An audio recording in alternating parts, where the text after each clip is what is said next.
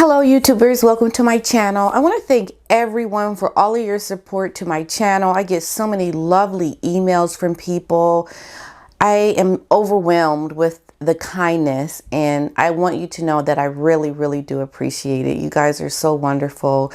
You know, I work a full-time job. I'm very busy, but I always try to make time to find the time to do the work on this channel because it really is important. And one of the reasons why I think it is so important is because we have an American woman who is essentially on the world stage, and she's not behaving in a way that represents Americans well, especially women of color well.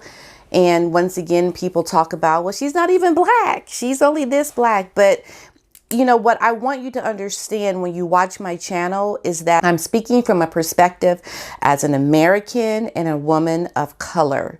So there's a difference because I'm able to bring the insight that you might not be able to otherwise get if you didn't hear it from someone who has actually lived as a person of color, because the life is completely different. And I know people who are not black or who don't have those issues of race within their own lives, they may look at, or you may look at Meghan as someone who's not really black. But what I really want people to understand is that someone like Meghan is considered a black person.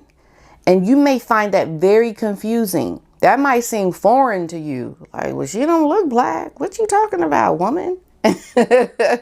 But this is how it is looked at. And you can even go back into the times of slavery.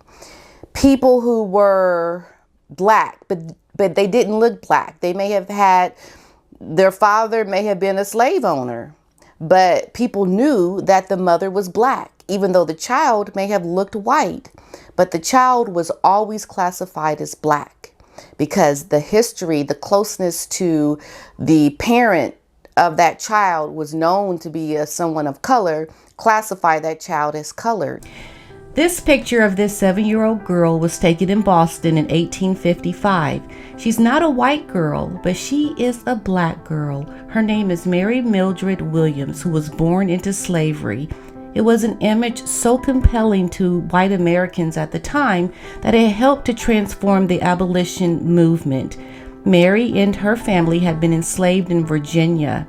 Her father, Henry Williams, escaped to Boston and worked with members of the Vigilance Committee, which provided legal and financial help for fugitive slaves.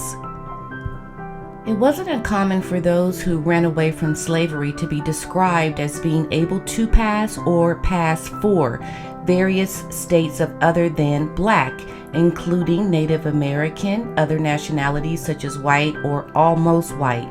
Now, one Alabama slave owner took out an ad for the return of a woman called Fanny, who freed herself in 1845. She was as white as most white women. Blackness meant slavery down through generations, and blackness was the rationale for being enslaved. No matter how white-looking the person, a legal status as slave trumps white appearance. Here we have white slave children of New Orleans, pictures of mixed-race slaves that were used to help drum up sympathy among wealthy donors in the 1860s. Their father may have been a slave owner, but people knew that the mother was black, even though the child may have looked white.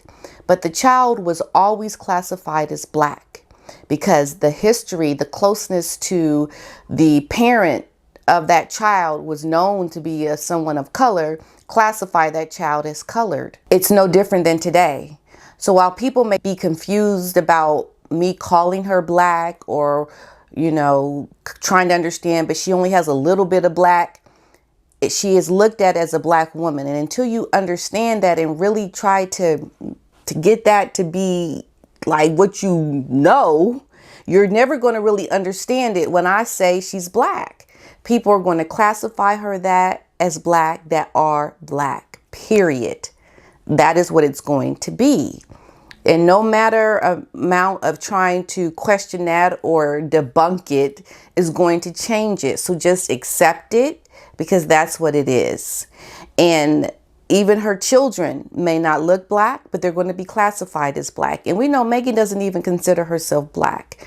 Purposely, she has marked herself down as a woman of white race, Caucasian, because that's how she wanted to be identified in the world of entertainment. And that's just what she did, because she knew she'd be more accepted as a white person than a black person. Because if she's going up for a black role, she's not going to probably get that role looking like someone who's not really black. But culturally, she's considered black outside of the stage of entertainment and, you know, casting her as a woman of that looks like a black woman. Outside of that, in the world that is not fantasy, she is considered black. Okay, so that's what I want to do. My channel really wants to try to educate people to understand the American view of all of this. Some of you may or may not know I am an actor. I lived in Hollywood for many years as an actor. I had minimal success. I did do and accomplish all the things that I wanted to do. But at the end of the day, it really was not that important for me to continue to try to find the success that a lot of people have within the acting world, because a lot of things that go into getting that kind of success is very shallow and meaningless to me. And it just wasn't that important. So I left Hollywood and I pursued a career in philanthropic endeavors and charity and helping out underserved youth. That is where my passion lies. However, I continue to work as an actor on a very small stage, but my other type of work is more elevated, and that's how I like it. I think that balance works for me. So the perspective that I want to give you is going to really help you to understand fully, while I'm learning too, because I've never really learned all the depths of the royal monarchy and the crown. I'm learning and I'm gaining more knowledge in it, but I also want to bring a perspective that is unique to understanding Meghan's mindset as a woman who is doing what she's doing, because I can really understand it from a way that makes sense to me. And I want it to make sense to you. And this is why I speak about it. I'll see you guys in the next one. Bye-bye.